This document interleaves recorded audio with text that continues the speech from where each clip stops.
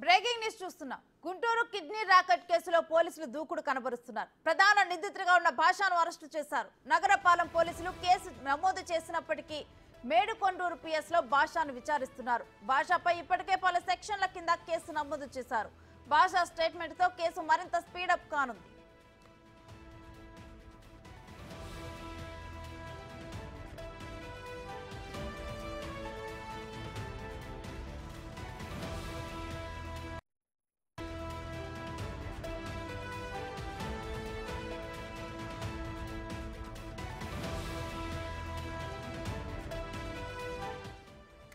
ఇదే అంశానికి సంబంధించి మరింత సమాచారం మా ప్రతినిధి సాయి శంకర్ అడిగి తెలుసుకుందాం. సాయి శంకర్, భాషపై ఏ సెక్షన్ల కింద కేసు నమోదు చేయడం జరిగింది, అదేవిధంగా విచారణ ఏ విధంగా కొనసాగుతుంది? రేణుశ్రీ, ప్రధానంగా కిడ్నీ స్కామ్కు సంబంధించినటువంటి అంశంలో ప్రధాన నిందితుడు భాషని గుంటూరు పోలీసులు అయితే ప్రస్తుతం అదుపులోకి తీసుకున్నట్లు తెలుస్తుంది. అయితే అతన్ని ఏ స్టేషన్ పరిధిలోకి తీసుకువెళ్లారనే దానిపైన మాత్రం కొంత సందిగ్ధత కొనసాగుతున్నటువంటి పరిస్థితి ఉంది. మొదటగా మేడికొండూరు పిఎస్కి గత రాత్రి తీసుకొచ్చారనే విధంగా కొంత సమాచారం వచ్చినప్పటికీ ప్రస్తుతం అయితే మేడికొండూరు పోలీసులు మాత్రం ఇక్కడికి తీసుకొని రాలేదనే విధంగా కూడా వాళ్ళు చెప్తున్నారు.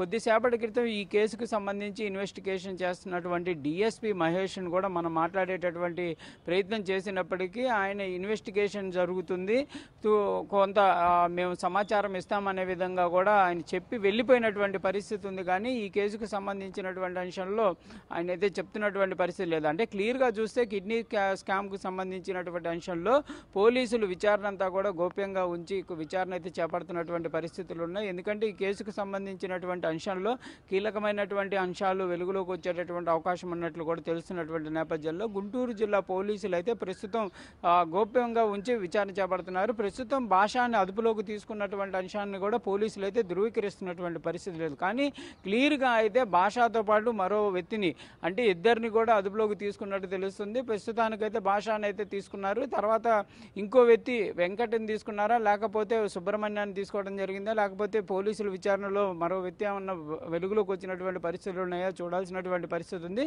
ప్రస్తుతానికైతే ఈ కేసుకు సంబంధించి అంశంలో కూడా అనేక సెక్షన్ల కింద కూడా పోలీసులు అయితే కేసులు నమోదు చేయడం జరిగింది. ఐపీసీ యాక్ట్లు పెట్టారు. దాంతోపాటు ఆర్గాన్కి సంబంధించినటువంటి సెక్షన్లు ఏవైతే ఉన్నాయో వాటి ప్రకారం 1994 ఆర్గాన్ యాక్ట్ ఏదైతే ఉందో దానికి సంబంధించినటువంటి ఆర్గాన్స్ చేంజ్కి సంబంధించినటువంటి మార్పిడి, అంటే ఆ మార్పిడికి సంబంధించిన సెక్షన్లలో 18, 19, 20ను కూడా నమోదు చేసినటువంటి పరిస్థితులు ఉన్నాయి. మరి ప్రధాన నిందితుడైనటువంటి భాషకి సంబంధించి ఎక్కడ ఉంచారు, ఏ విధంగా అతన్ని విచారణ చేపడుతున్నారు అనేది కూడా తెలియాల్సినటువంటి పరిస్థితి ఉంది. ఉన్నతాధికారులు అయితే ఈ కేసుకు సంబంధించినటువంటి అంశంలో ఏ అంశం కూడా బయటికి రానివ్వకుండా గోప్యంగా ఉంచుతున్నటువంటి పరిస్థితి ఉంది. ఎందుకు ఈ విధంగా ఉంచుతున్నారనే దానిపైన కూడా అనేక అనుమానాలు కూడా వ్యక్తమవుతున్నటువంటి పరిస్థితులు ఉన్నాయి. ప్రస్తుతానికైతే గుంటూరు జిల్లాకి సంబంధించి ఎస్పీ చేంజ్ అవ్వడం, కొత్త ఎస్పీ కూడా ఇంకా బాధ్యతలు కూడా తీసుకున్నటువంటి పరిస్థితి లేదు. కాబట్టి మరి ఈ కేసుని కొత్త ఎస్పీ ఛార్జీ తీసుకున్న తర్వాత వెలుగులోకి తీసుకొని వచ్చేటటువంటి పరిస్థితి ఉంటుందా, లేకపోతే ఏ విధంగా ముందుకు తీసుకువెళ్తారనేది కూడా చూడాల్సినటువంటి పరిస్థితులు అయితే ఉన్నాయి.